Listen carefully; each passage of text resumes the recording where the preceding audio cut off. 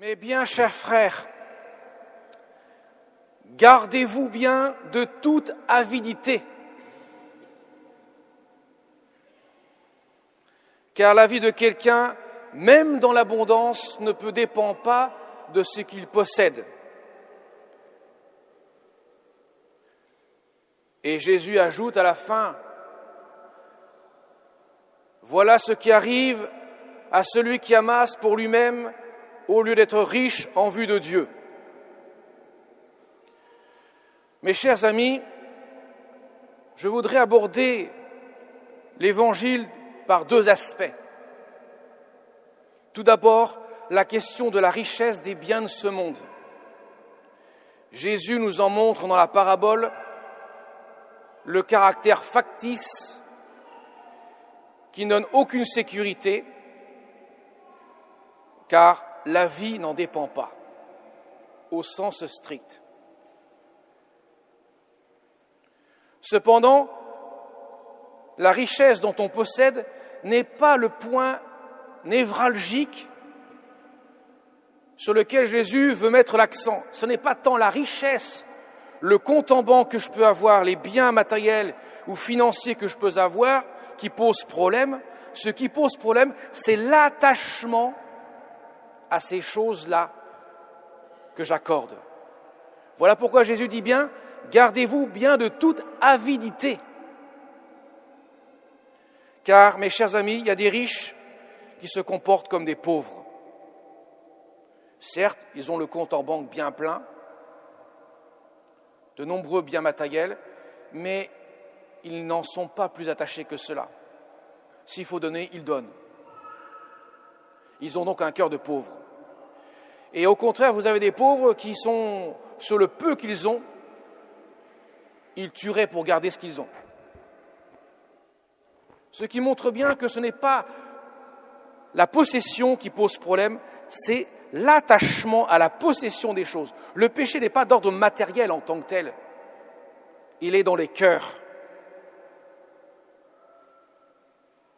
Est-ce que je suis attaché à mes biens plus qu'à tout et je serai prêt à tout pour cela?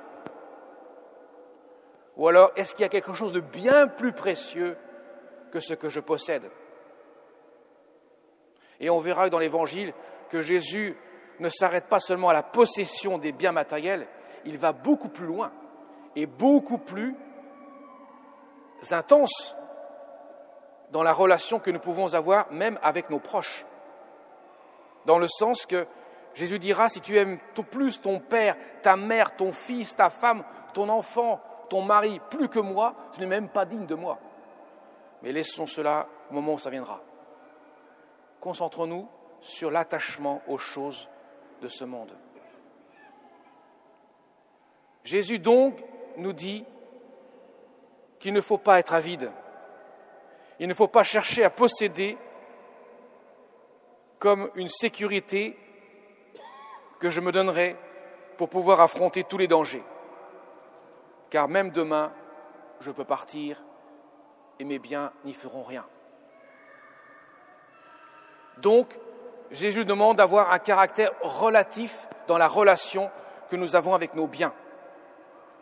Posséder des choses, ce n'est jamais un absolu.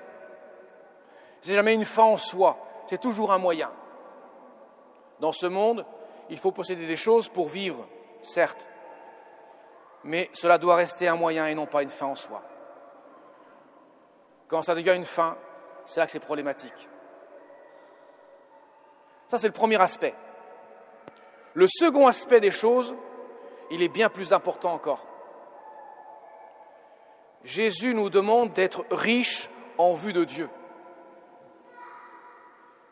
Et là, pourrait-on dire, on enfonce le clou jusqu'au bout.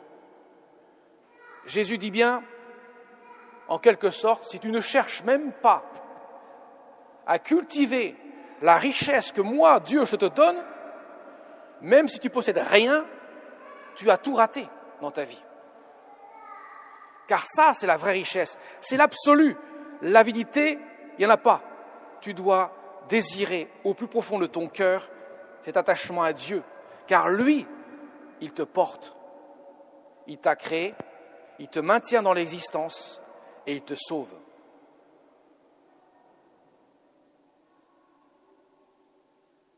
Et ça, c'est la richesse des saints.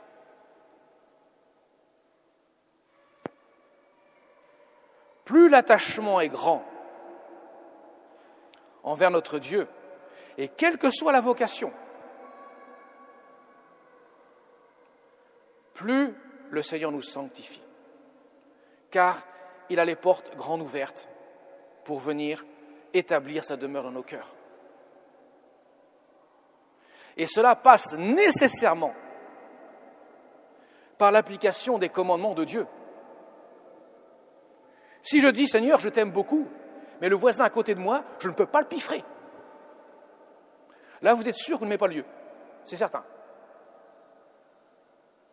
Tu ne peux pas prétendre m'aimer moi et ne pas aimer ton prochain. C'est impossible. Tu ne peux pas prétendre m'aimer moi et ne pas vouloir ce que moi je veux que tu fasses et ce que tu dois désirer. Car aimer Dieu, ce n'est pas dire simplement « Seigneur, Seigneur », c'est faire la volonté de mon Père qui est dans les cieux, dit Jésus. Ce qui veut dire que nous devons chercher ardemment à mettre au cœur de notre vie ce que Dieu désire que nous désirions pour que Dieu puisse véritablement établir sa demeure en nous. Sinon, ce ne sont que des paroles, des sentiments à la rigueur, mais en aucun cas un acte de volonté. Et mes chers amis, nous avons deux facultés spirituelles. Deux. L'intelligence et la volonté. L'intelligence pour chercher la vérité et la volonté pour désirer le bien. Et il ne vous échappera pas que Dieu est Trinité. Le Fils est envoyé pour éclairer notre intelligence. C'est lui qui révèle le mystère de Dieu. C'est lui qui révèle le mystère de l'économie divine, autrement dit du salut. C'est Jésus qui nous enseigne. Et l'Esprit Saint est envoyé pour faire grandir en nous la charité et l'amour. C'est lui qui fait fructifier, qui nous sanctifie, qui fait fructifier la grâce dans notre cœur. Et voilà pourquoi le démon, lorsqu'il est venu voir Adam et Ève, il ne s'est pas trompé. Il a commencé par déjà dévoyer la vérité, en établissant le mensonge. Dieu vous a dit ça, mais pas du tout. Et après, il a suscité dans le cœur d'Ève et d'Adam l'orgueil, le contraire de la recherche du vrai bien, qui est Dieu, faisant passer ta volonté pour meilleure que celle de Dieu. Et bien sûr, la chute en a découlé. Que fait Jésus ? Il vient enseigner, confondre le mensonge, et en même temps, il révèle par l'action de l'Esprit Saint, dans sa mission, en donnant sa vie sur la croix, il manifeste l'amour d'un Dieu débordant, par une humilité époustouflante. Un Dieu qui s'est fait homme, qui s'abaisse jusqu'à mourir sur une croix, pour révéler aux hommes que son amour n'a aucune limite, car il est infini.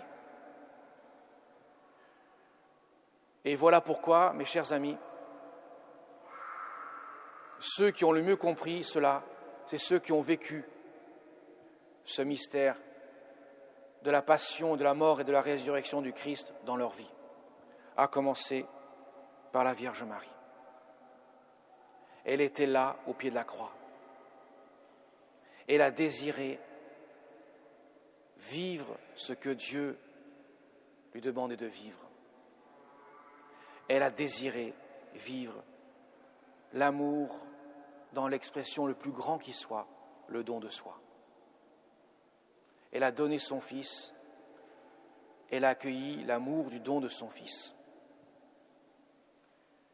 Et son cœur, bien que meurtri, traversé par le glaive de douleur, est comblé de l'amour et de l'action de la grâce dans son cœur. Alors mes chers amis, nous devons combattre dans notre cœur l'avidité des biens de ce monde. Mais nous ne pouvons pas le faire sans poser l'autre aspect, la recherche de Dieu en toutes choses, en accomplissant sa volonté, en mettant en pratique ce qu'il désire que nous vivions chaque jour. L'un ne va pas sans l'autre. Sinon, si on chasse le naturel, il reviendra au galop si on n'établit pas les forteresses pour l'empêcher de revenir. Et la forteresse ne peut être que Dieu seul.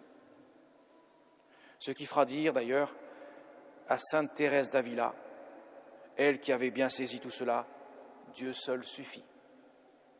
Ça répond à tout. Dieu seul peut combler le cœur de l'homme.